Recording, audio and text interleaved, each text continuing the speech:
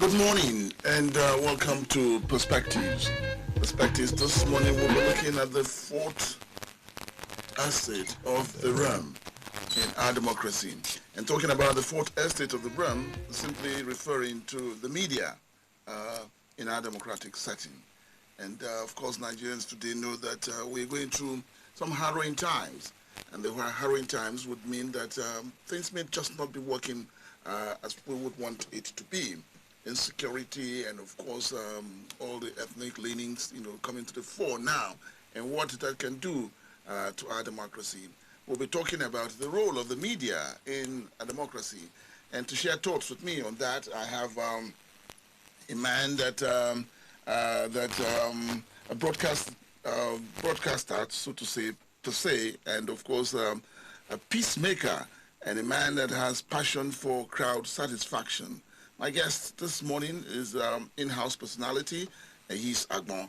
Ehis Agbon, good morning and glad to have you. Good morning, Tony. I'm so happy to be here this morning. Yes, the media in a democracy. We all do know that, the media and democracy, they work together. Without the media, the democracy may not just survive. And so what, is the role of the media in this democratic setting? And just the way I put it forward to you earlier, that the media should be seen as, a guardian of democracy and a defender of public interest. That's what the media should be like, would stand for. But what are we getting out of this, fourth estate of the realm in this democratic setting? Nigeria may not be what it used to be. We're seeing anger in the land. We're seeing our economy taking its bite on the people. We see rule of law having its own challenge. And the media, as the gatekeeper, must be able to report what is going on with the three arms of government, the executive, the legislature, and of course the judiciary, and also be able to bring the public interest, to the fore. But is that what we're getting now? And what is happening too with the media? Because again, there's a setting here of the media. We're having regional media. We're having we're having ethnic media, and everybody again has turned out to be a media personnel. And so, what this is doing to our democracy, more than any other time, this is one time that we must, all have our hands on deck to save this nation, and of course for the unity of this nation. Is your concerns about the media in our democratic setting this morning? Yes, good morning again and good morning, listener. I am really very concerned about the role of the media in our present democracy. And this concern is not something that's just starting today, but rather something that I would say dates back to even before this present democratic journey that we are in and that started in 1999. But with the advent of technology, the traditional media is losing that role that it was playing then, because as it stands now, people easily get information from medium other than the traditional media.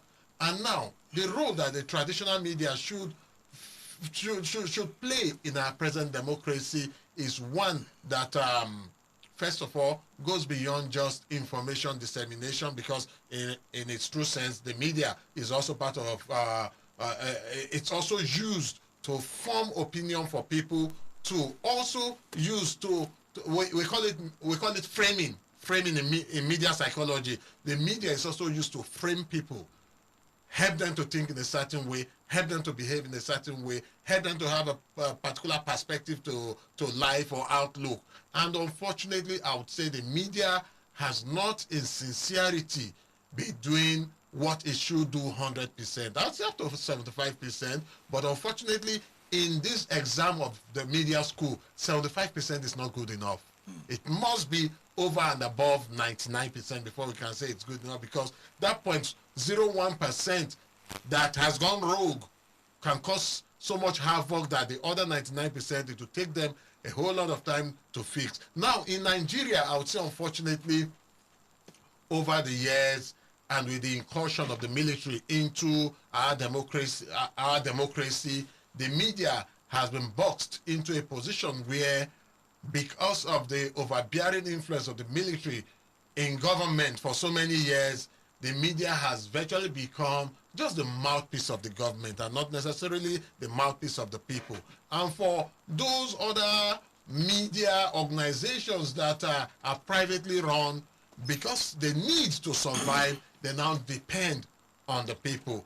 Because of that, the influence that they should have, ideally, they have lost it, because by and by, the people often see the media just as an arm of the government.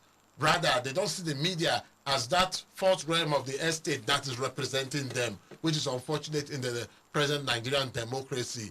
And if we look at recent happenings in the country, vis-a-vis different agitations and all of that, you discover that the different ethnic and regional groups are forming their own media to push primarily just their agenda, which may not augur well for the entity called Nigeria. So it is time that we all wake up and start, as media practitioners, start to do that which we have been trained to do. Of course, we know that influences cannot totally be removed. Influences cannot totally be removed. Now, for us practitioners, if we remove every form of sentiments and play that role which we should play responsibly now, because from our training too, we've been taught responsible practicing. It's not all of the time that we tell it to you the way it is. Telling it to you the way it is does not mean we'll tell a lie, but rather we will manage, yes, let me use that word, we will manage information in such a way that it would help to create peaceful cohesion in the different parts of the entity. Now, I'll quickly just cite one or two examples in recent times. When we hear that the military is doing so much in Borno State, and unfortunately, if the insurgent or the bandits are able to score a major point, yes, we'll mention that there was an attack, but it would be wrong for us to now cast aspersions at our own military and try to put them down or dampen their morale, because by doing that, we are also dampening the morale of the citizens, because they will feel hopeless that if our military that we depend so much on, they are losing so much, then what hope do we have? So as a professional, you will manage the information in such a way that, yes, you let them know that something happened, but don't dampen the morale of those involved. So also goes for other aspects of our democracy. If the politicians probably are not doing what they should do, yes, hold them accountable. But at the same time, don't insult them. Then if our religious leaders are also not doing what they should do, we should also responsibly engage them without necessarily triggering unnecessary sentiment or inciting people, because we know we are a very religious country, and people will just fly off the hook when you say anything that seems to touch or rub off on their religion negatively. Then thirdly, when it comes to even businesses and the economy, we would also responsibly manage the information. I am careful when I use the word responsibly manage the information, because responsible management of information is not telling lies. It's not at all. You may not totally reveal, but you will not deviate from the facts on ground. If you know that a particular fact will cause so much tension in the system that will make investors run away from Nigeria, you manage it. Yes, there is an issue in so and so sector, the government is working on it and all of that. You touch on it, and when giving percentages, be sure of your facts and figures. And like I said, when you responsibly manage information that you give out about any aspect, you are only helping the government, the executive, the judiciary. Let's put the judiciary out first, because the media, there's a limit to what we can even say about the judiciary. The executive and the legislature, we will know how to manage the information and information about governance when we are reporting items in respect of these two other arms. Yeah, these are not the best times for this country. Definitely. Yes, not. and again, what we hear is that a society gets the kind of leadership, media, and all of that it deserves. So is this turning back, to the media, to hold the media responsible? I'm looking at it from an angle where, again, we've talked about ethnicity, religion, and all of this coming out. Herdsman farmer, clash. We heard some people say relocate out of our area or community. We had insecurity where government has been blamed. It has the primary responsibility of taking care of lives and property, but we're saying that this is not what we're having. We're also talking about a media that ownership of media now could be with the money men. They have their own agenda too. Government again would use public media to set up its own agenda. And we go back to a critical issue of what happened in Rwanda. Now, what happened in Rwanda would totally be placed or blamed on the role of the media. Yes. Now, are we seeing that kind of media, showing its ugly head here? Yes, that's where I say the responsibility rests on the shoulders of media owners and also the professional practitioners. When I use professional practitioners now, I'm talking about those that have been properly trained to know how to manage information. Unfortunately, because the country, the followers will get the kind of leaders they deserve. That's why we are finding ourselves in this situation now. But rather, the leadership in the past have so much dealt with the followers that the followers, I would say, have gotten to that point of almost submitting. And the impact that this has on downplaying the influence of the media is the fact that by and by, most Nigerians now would rather run to Twitter, Facebook, Instagram, and other social media platforms to get their information than to listen or get information from our traditional media organization. Now, this, unfortunately, too, is creating an avenue for those with strange agendas to also push out their information. Now, the traditional media, when I use the word traditional media for clarity purpose, I want to let them know I'm talking about newspaper, radio, television, magazine.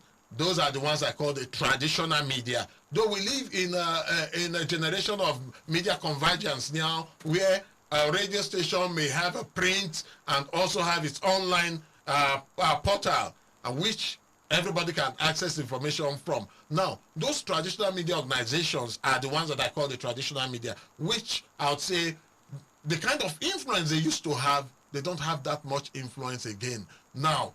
But the beautiful thing is that all said and done, after listening to all of the things on the social media and all of that, the average person on the street will still want to hear what did the traditional medium say about this item.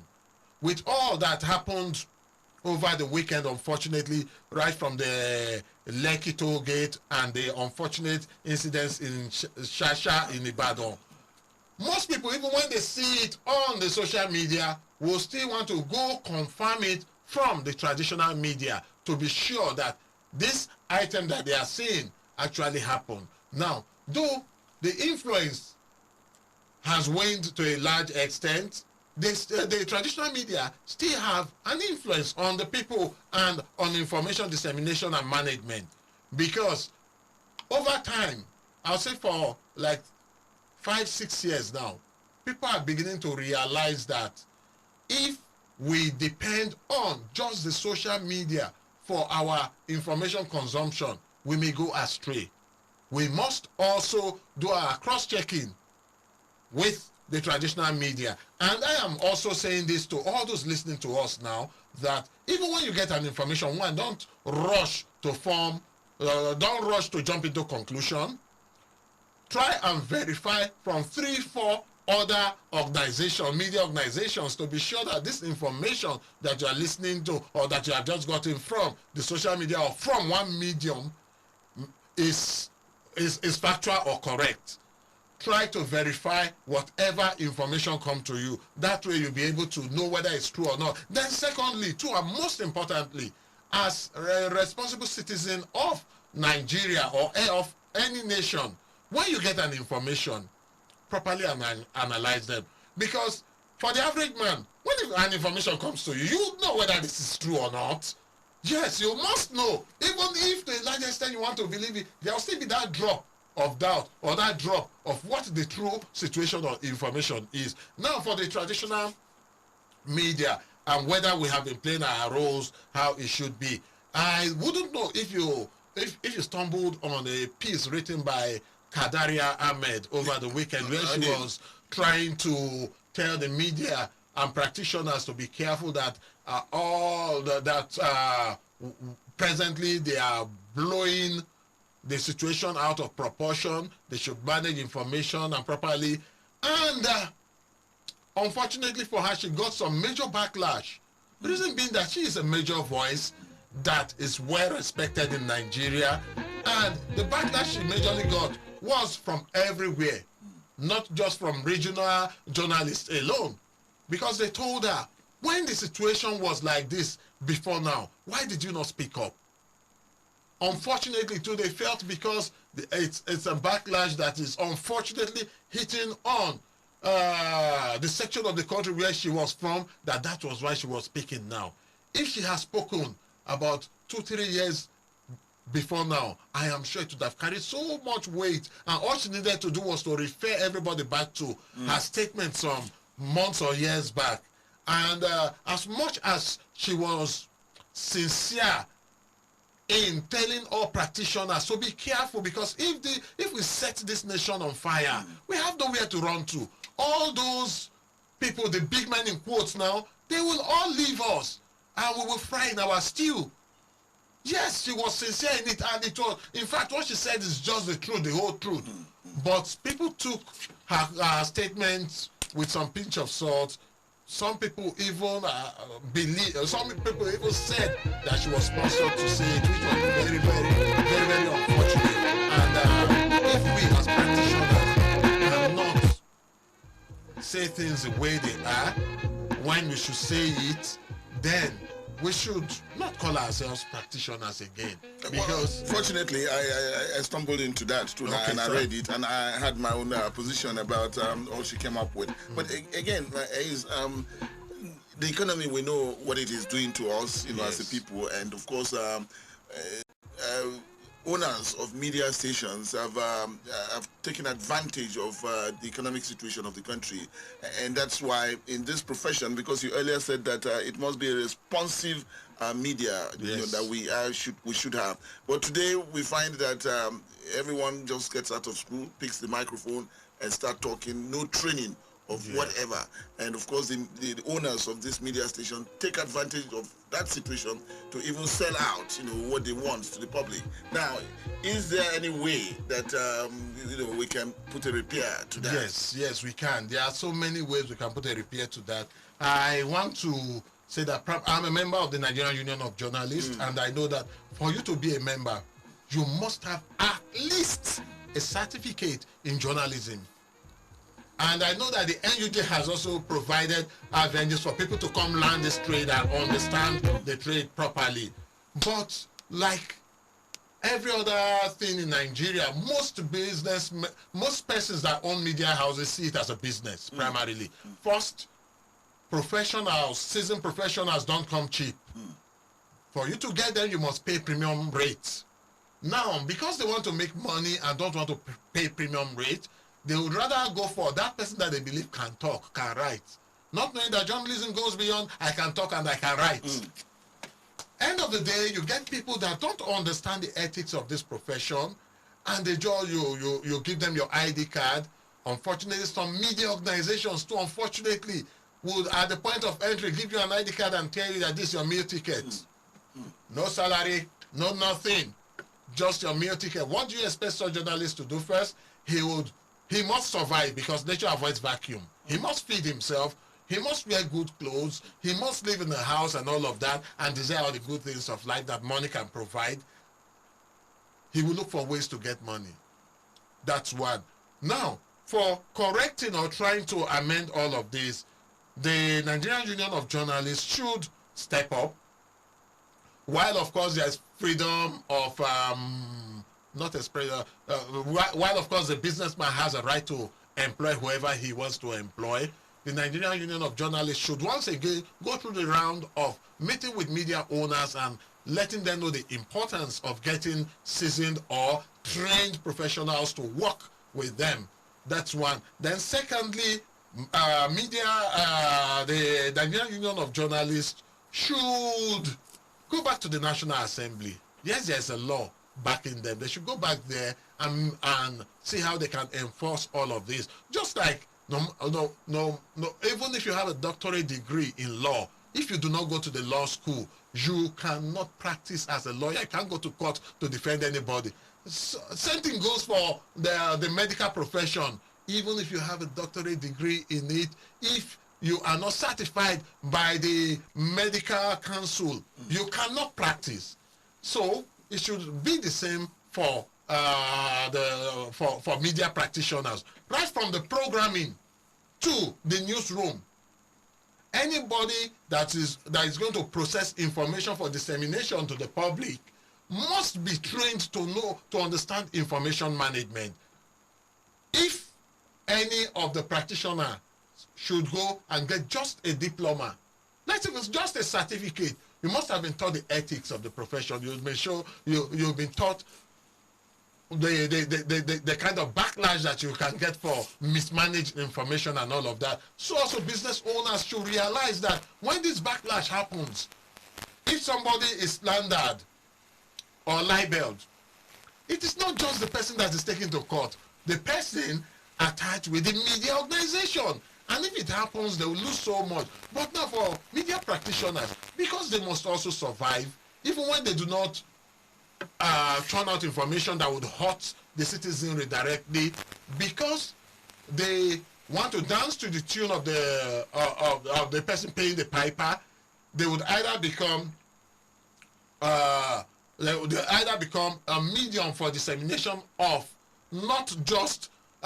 information for the general public, but managed information for a certain purpose. Like regional media organizations would want to only promote the agenda of their region against that of other regions, while those that depend wholly on the government to survive will just be an arm of the government against the citizens, which is not the role that the media should play in an ideal setting. All of these, I would say, are things that are working against the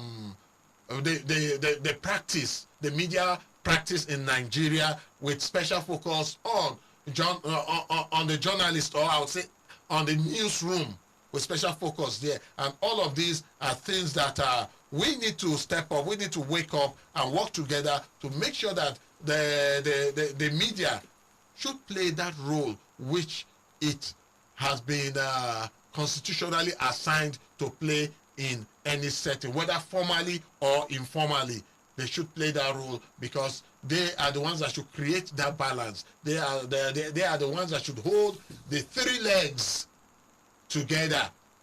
That, I would say, is my take. Okay, the program is Perspective this morning, and we're looking at the media in a democracy, and of course situating it to the to Nigeria as we have it. And my guest, a seasoned broadcaster, a peacemaker too, and a man with a passion for crowd satisfaction, Eyis Agbon. And together we're doing it, putting the media on the fore here, and of course seeing how, with the present situation of Nigeria, the media can't tie the loose ends together. We'll come back after this commercial break. Invicta FM. You're listening to Invicta 98.9. We play R&B, jazz, reggae, hip-hop, inspirational talk, and gospel radio. We rule the air. Great. Invicta FM. Welcome back. It's the program Perspectives this morning, and we're looking at the media in a democratic setting. And sharing thoughts with us on that, a seasoned broadcaster, peacemaker, and a man that has passion for crowd satisfaction, Mr. Eyis Agbon, putting his thoughts across this morning. The media and, in a democracy. And of course, more than any other time, the media is going through some very harrowing times. And of course, with what is trumping up in the country today, just the role that the media must play as the gatekeeper. It is the watchdog of society, and is also to check on the executive, the legislature, and the judiciary. But how much of it is the media doing in this democratic setting? Because it all has to do with freedom, and making sure that things work right. But again, I'm looking at people are concerned from all over, about the situation we found ourselves in this country. Some people would say it is leadership failure. Some would say that blame it on the economic situation that we have in the country, and all sorts of blames coming out. But the most dangerous of it that is coming out is the Constitution says anyone can live in any part of the country. The Constitution says it's your right, that you get what you want from any part of the country. And of course, your religion is a country where you practice your religion and all of that. But again, what we see is that people are taking advantage of what the Constitution says. The Constitution never said that criminality should be tolerated, from any part or from any group. But people are taking advantage of it in the media. And so again, the concern here about the media playing its role. Yes. Like I said earlier, the people will always get the kind of leadership that they deserve. And unfortunately, Nigeria, because of so many years of military oppression, have boxed themselves into a situation whereby they don't want to even come out to demand from their leaders good governance. And not forgetting that media practitioners are part of the people. So media practitioners, as it were, because not many of them are properly trained, or not many of them are even trained at all to practice the profession, they do not know how much power that has been bestowed on them. Now, the media, as part of its role, should hold the government accountable.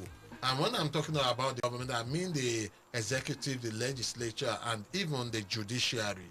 You should tell and report things the way it should be reported. Now, when a thing happened in any place, the first person that should brief us should be the leaders of that particular place, be it a group, a local government, a state, or a national.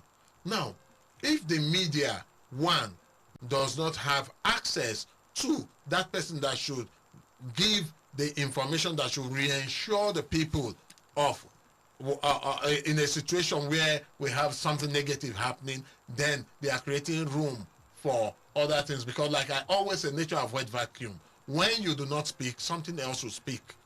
So now the media is not playing that role effectively because, one, they have compromised to a large extent. Because many journalists hate to hear other journalists say or mention brown envelope. But it's a reality.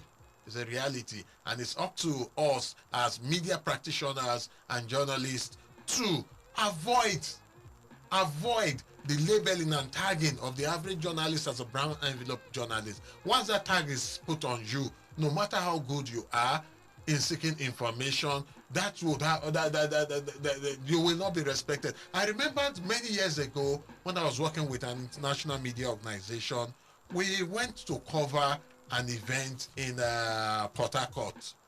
And the guy just told his PA he does not want to talk and sent one big fat brown envelope. Big fat one. I'm sure there was over 200,000 naira in that envelope. I said they should give us, he does not want to talk. And I sent back that if it is money, what he was offering was just about a quarter of what I earn. And the respect I'll get from sending in that report will be much more than that. That, sir, I sincerely appreciate and thank you for this money that you've sent. I will not take much of your time, but please, can you react to so and so and so and so? He kind of came out to say, what kind of journalist is it that they will give money and he will reject it? And I told him that, well, first of all, if I collect money from you, whatever you tell me, I want to embellish it. I want to spray it with deodorant so that it will come out sweet and I'll not report the way it should be. and reporting the truth is to your advantage. But because many journalists or media practitioners have become, I'm trying not to use a word that my union will come down on me, have started making business out of collecting people to tell the story. We talked about survival earlier. Yes, but you can still survive without necessarily going that route. Because I'll still mention to whoever cares, because my colleague in our press center, I tell my colleagues, yes, I'm a journalist and also a businessman. In the process of reporting, I don't mix the two. As a media practitioner, there are other things I can still do for your organization without necessarily be clouding my judgment, and that will only be done after I've done my job, not before I do my job. I know that most of my colleagues are into production. I know that most of my colleagues are into script writing. You can still be a good script writer for that person that wanted to offer you maybe 2,000 or 10,000. If you write a script for any VVIP, if I do a script, they pay me not less than 200,000. But how many people want to give me 200,000 to just flash a report? None. So I tell my colleagues, we do not have to go that route. We are professionals. We can still make money without necessarily bending down over. Here's again, let me quickly put this across to you. Leadership in this country is said to be, some people will say, most powerful of its form, however it comes. That, looking at, the president, very powerful president, and, we have an assembly that has maybe, as some people say, compromised itself, by saying that we work with, we want to work with the executive, so whatever the executive comes with, we want to give it, a quick support. So that, assembly is being looked at with suspicion, yes, if you want to say. And then you come back to state governments. We're saying that the governments, in states are like emperors. What they want is what they get, and nobody. And so the journalists too, for his security, for his safety, we do not have that for journalists in Nigeria. Some journalists have disappeared. Yes. Some are, just taken, and of course they're dumped in one prison or the other. We still don't know where they are or what has happened to them. In this kind of situation, survival for the journalists, even with this terrible situation, your take on that? Yes. Like I said, everybody still boils down to telling the story the way it is. And that can earn you trouble too. Yes, it can earn you trouble, but all said and done, the union, both nationally and internationally, will come in and fight for you. Have we seen the effectiveness of the union, especially by protecting its practitioners? Yes. All across Nigeria, there are instances where the NUJ stepped in, and indeed they were able to get justice for some journalists that were wrongly arrested. And but they must belong to the union, right? Yes, they must belong to the union. If you are not a member, then you are your own. But for those that actually committed the crime, I know NUJ has stepped in to broker peace, to even plead and appeal to whoever that journalists have offended for them to sort out these things. But by and by, if you play by the book, the risk of you being arrested or clamped down or made to disappear reduces. And even when it happens, there are people that would fight for you, because first they will look at that report that made that thing happen to you before reacting. I know there are several that have also been part of trying to appeal for their releases, which I will not mention here. But now holding leadership accountable, which is very, very important. If the media has been able to make our legislature, both at the state and national level, realize the power that they hold, I'm sure we will not find ourselves in a situation like this. Because, take for example, if the media without sentiments now hold our legislation, let me start from the local government, because in Kaduna State, luckily and happily for us, we have the open government partnership running in Kaduna State, which the governor has done. And there's right from the local government, there's a legislative council made up of the councillors, and they are able to work as a legislature and hold the local government chairman accountable and speak their mind. The local government chairman will do that which they want. But have they been doing it? Had the media be following them up on that to make sure they realize how powerful they are? Well, to some extent, but not enough. Even at the state level, they still don't do, they still have not done enough to sensitize the legislature that they also are a tier of government, that they are not the houseboys or the workers. They are, in fact, they are not answerable to the governor or to the president. They are an independent arm of government that if they hold their end of the stick properly, the executive will come to them, sit down, and they will discuss. But unfortunately, just like other things that happen in Nigeria, when most of the time when they want the executive to sit down and discuss with them, is to discuss how they can get some financial benefit, which will also reduce the respect that the executives have for them. And in Nigeria, that's what we have now. So it behooves on the media to bring all of this to the fore without sentiment, without necessarily insulting and abusing. Good journalism is not insulting and abusing. Good media is not insulting and abusing.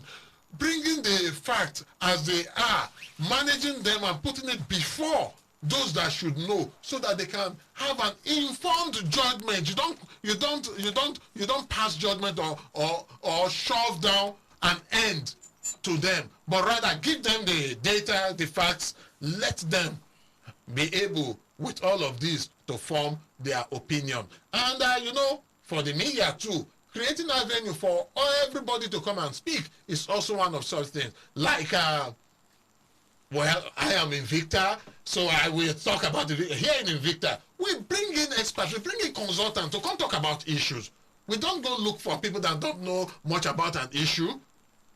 And all these consultants, even for those that we don't pay, we have been able to get very good, we have very good goodwill credits with them. Because if not because of the goodwill credit that we have with these persons, they will not even come here. They respect us to knowing that when they come on Invicta FM, they will be given a medium to air their views. And luckily too, we've been able to manage them. We know some of them may want to spin out. But thankfully, we have crop of seasoned professionals here that have been able to manage them to reduce or eliminate anything avenue for people to cause disaffection within the state. The minimum that is expected from every media organization, be able to create a platform for everybody to come and talk without inciting people, without insulting people, without abusing people, putting the facts before the people, let them be able to make informed judgments. Yeah, okay, just before I get to the audience now, again, what, is coming from the past, and that's about this unholy alliance of Nigeria. Some people will say it's a contraption, some people will say it's a project, and they give it all sorts of, colorations and all of that Nigeria may not survive because of this so many, issues coming out of it.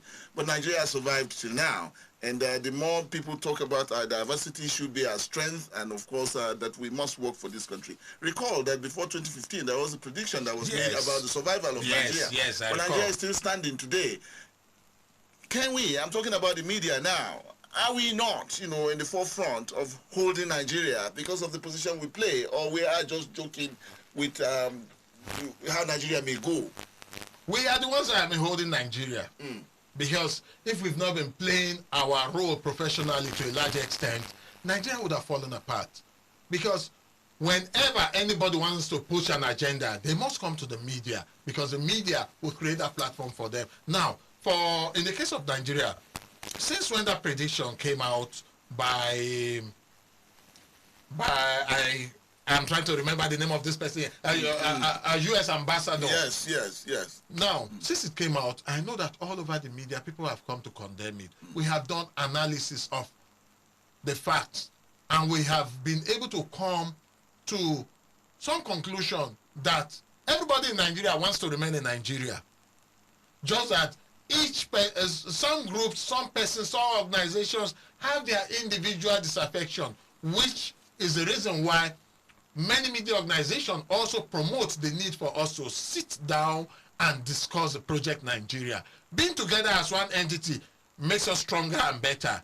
But we need to sit down to be sure that every part, every segment of the country to a large extent has a say in what is happening, and everyone gets a fair share of what they are doing. Are we getting that? Well, for now, not quite, because we still have dissenting voices from different parts of the country. Take, for example, a segment of the country complains that they have never been the president, while the constitution does not say that there's rotational presidency, but in the spirit of fair is fair. In the spirit of fair is fair. Yes, it is possible for a political party to just say, okay, all our presidential candidates must come from this segment of the country, and they rally and support. That is what is called fair is fair. Because in sincerity, have that segment tasted it? No.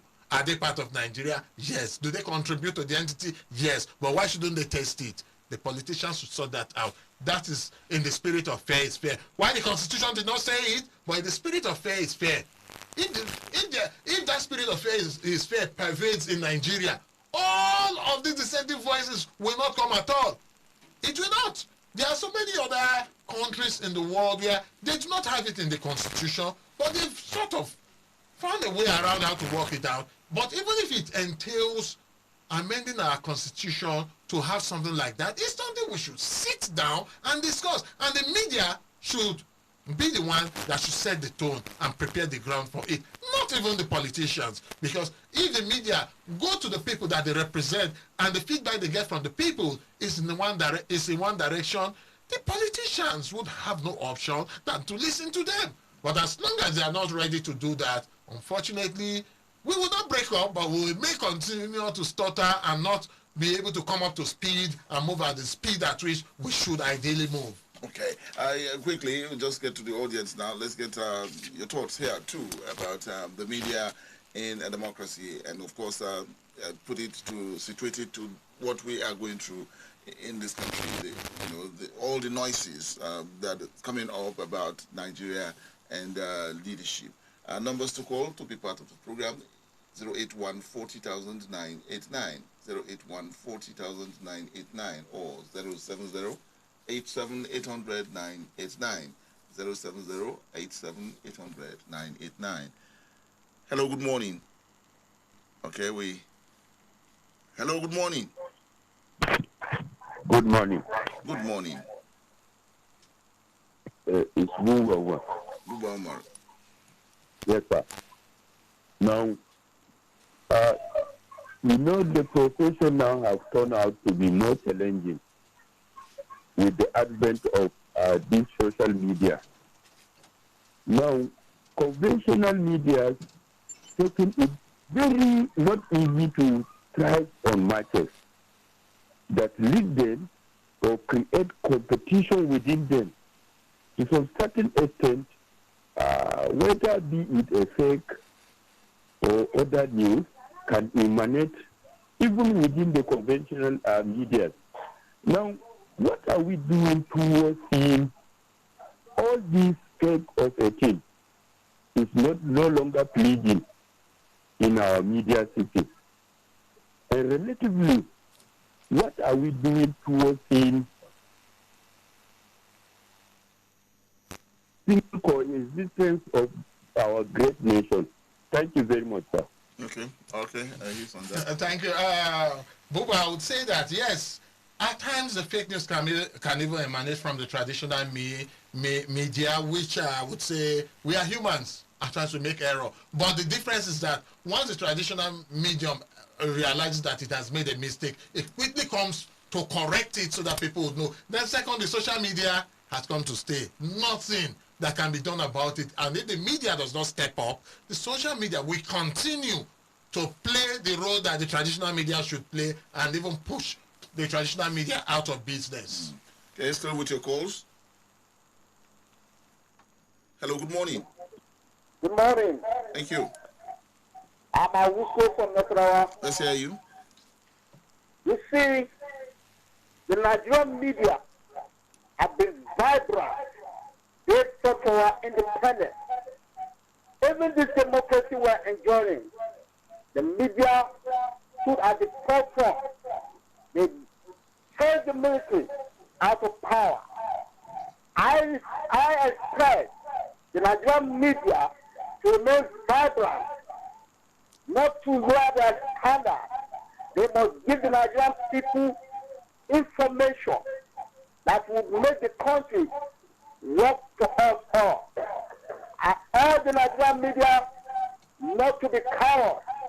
Any government, but they should stand with the Nigerian people. Thank you. Thank you very much. Thank you. Yes, I'd just like to take 2 words from Awusko there. He wants a vibrant media. Yes. And he does not also want a media that is cowed. Yes. Your take, yeah. Vibrant media. Just like he rightly pointed out, if the media could help to push out the military, the media can also help to correct us even in a democracy, can also help our leaders to be properly focused. Then, not being cowed. As long as you write that which is right, which is factual, without any unnecessary coloration, and you manage the information properly, you can't be cowed, because every other, if you cow one, all will fight for that one.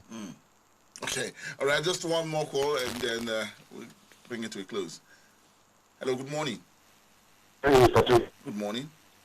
Yeah, this is Friday. Friday, okay. Yeah, Friday. Let's hear you. Actually, about this traditional media. That's Friday. Yes. Hello. Can't hear you. Okay, go on. Let's hear you. I say, what are the awareness the NBC are creating for us to be believing on international media what they say about Nigeria? And what are they doing to checkmate the traditional one in order for us to have a sanity country? Okay. Okay, Friday on that. The NBC now, Yes. the regulator. Yes, the regulator, I would say they are doing wonderfully well. Wonderfully well. At some point, I think they're even doing too much. Because ideally, every professional does not need an NBC to help him. By virtue of their training, they know what is right or wrong. And all those instances where there's a little mistake, yes, the NBC will come to knock us into proper shape for those that are broadcasters, while the Press Council of Nigeria would handle the print media. And I think the regulators are trying, and like I said, even do a little bit too much. Over-regulating is already coming into it. Then for the foreign media, NBC does not have any hold on them. It's up to us to be up and doing, because if our information is correct, right, and on time, people will naturally want to listen to us and not tune to foreign medium where it is some of our reporters are Quickly, yes, my time is up. But why do we sometimes have to go to international media to get information about how our country is being run? Sadly, that's the African or Nigerian mentality in us. Very sadly, where some of our chief executives would rather not speak to even the government own medium, but go to the foreign medium to speak. It's unfortunate. How can we grow to be like the BBCs and the VOAs if our leaders do not patronize the NTAs and the Invictus? How? It will be hard for us to get there. So it is up to our leaders to know that they already have media organizations on ground that people listen to, that they should speak to for us to be able to circulate the information. Take, for example, all those in foreign medium, BBC, VOA, they are now using local languages, even coming down to Pidgin English, which already we have. So I would want to urge our leaders, the executive, the legislatures, the judiciary, to make use of our domestic or Nigerian-based media organizations for information dissemination, and to let Nigerians know that the private or local media is doing so much. And when we make a mistake, let us know. We will correct it. That is our role in the society. Ahis Agmo, thank you for coming on the program. Thank you so much, Tony. And that's been Perspectives this morning. And having a chat there with Ahis Agmo, a seasoned broadcaster, the peacemaker, and a man who has passion for crowd satisfaction. He's been my guest on the program. We'll come back with Perspectives tomorrow. Dorcas, thank you for connecting us with the people. Good morning.